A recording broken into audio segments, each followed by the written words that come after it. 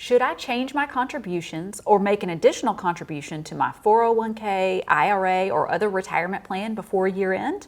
We'll answer that today on Elevate Wealth. Welcome to this week's episode of Elevate Wealth. I'm Deanne Rosso, your host and president and CEO of Elevate Wealth Advisory. And if you can believe it, we're just 2 months away from the start of 2026. And so we are working through our year-end planning checklist. And today I'm joined by our Director of Tax Services, Ben Hall. Welcome, Ben. Thanks, Deanne. So, Ben, how important is it to change your contributions before the end of the year, or to think about making additional contributions to your retirement accounts before year end? Yeah, Deanne, it can be very important to do that by the end of the year. It's generally a good idea to make these types of contributions by the end of the year because they can lower your taxable income quite a bit. Okay.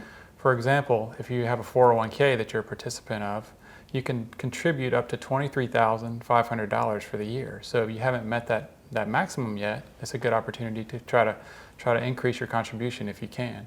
Additionally, if you're over the age of 50, you can make an additional contribution of $7,500. So it's really a lot of money that can help lower your taxable income for the year.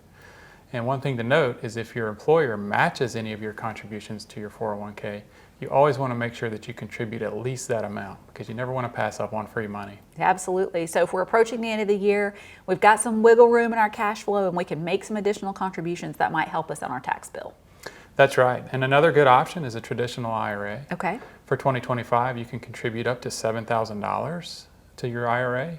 Or if you're over 50 years old, you can contribute up to $8,000. So that's another way to decrease your taxable income for the year.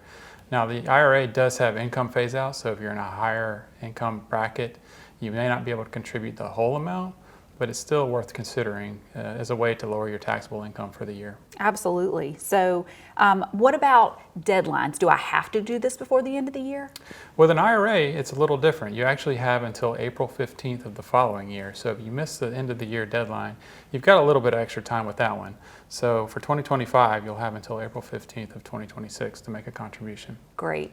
So even if I miss that window of opportunity before the end of the year, if I want to, maybe early in the winter, I see that, well, I could have made that contribution. It could have decreased my tax bill. I've got until April 15th to actually make that IRA contribution and help lower my tax bill.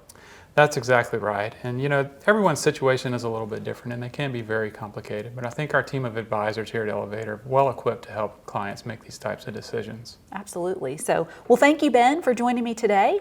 And the countdown to year end is on. And so if you have questions about how you can help your tax situation before the end of the year, we're here to help. Visit us at elevate-wealth.com and click Let's Talk.